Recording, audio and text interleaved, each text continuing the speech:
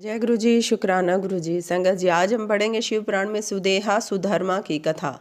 सूत जी बोले, हे मुनिवरो, अब घुश्मेश नामक ज्योतिर्लिंग का वर्णन सुनो।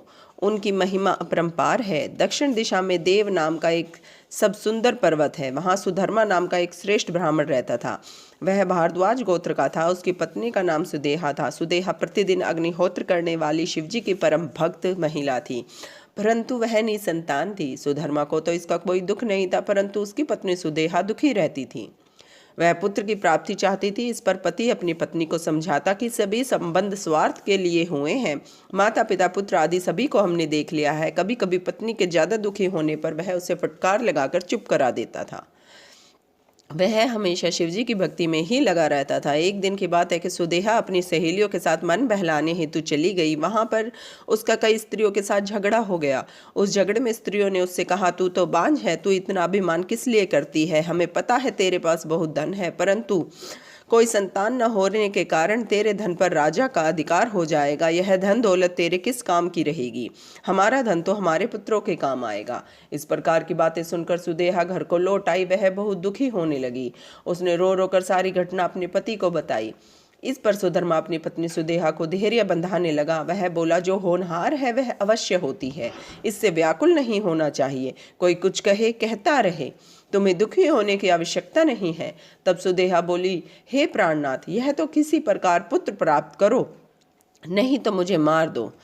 तुम ऐसा नहीं कर सकते तो मैं स्वयं अपने प्राण त्याग दूंगी। पत्नी को अधिक दुखी व्याकुल देखकर सुधर्मा ने भगवान शिव जी का ध्यान करते हुए 2 पुष्प अग्नि की ओर फेंके। इनमें से दाहिना पुष्प पुत्र देने वाला है, यह मन में सोचकर वह पत्नी से बोला, तुम इसमें से एक पुष्प उठा लो। पत्नी ने शिव जी की माया से बाईं ओर का पुष्प उठा लिया। इस पर सुधर्मा अपनी पत्नी सुदेहा से बोला, हे कल्याणी, अब तुम पुत्र प्राप्ति की कामना छोड़ दो, भगवत भजन में ध्यान लगाओ। हमारे भाग्य में पुत्र नहीं है। इस तरह वह अपनी पत्नी को समझा बुझाकर शिव पूजन में लग गया। कुछ समय के पश्चात सुदेहा फिर बोली, हे प्राणनाथ, मेरे गर्भ से यदि पुत्र उत्पन्न नहीं हो सकता तो आप दूसरा विवाह कर लें। यह बात मैं प्रसन्न मन से कह रही हूँ। सुधर्मा बोला, तुम मुझे दूसरे विवाह की विपत्ति में मत डालो। इस प्रकार सुधर्मा ने दूसरे विवाह के लिए मना कर दिया। इस पर भी सुदेहा ने पुत्र प्राप्ति हेतु अपनी छोटी बहन से विवाह करने के लिए निवेदन किया।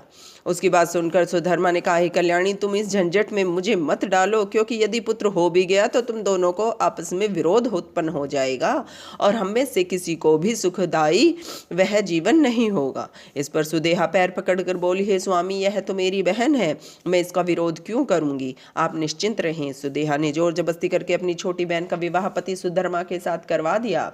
उसकी बहन का नाम घुष्मा था। सुधर्मा ने सुदेहा से कहा कि यह तुम्हारी बहन अब तुम्हारी सौत बन गई है, तुम इसे प्रसन्न रखना। दोनों बहनें सुखपूर्वक रहने लगी। घुष्मा नित्य प्रति 101 शिवलिंगों की षोडोपचार पूजा करने लगी।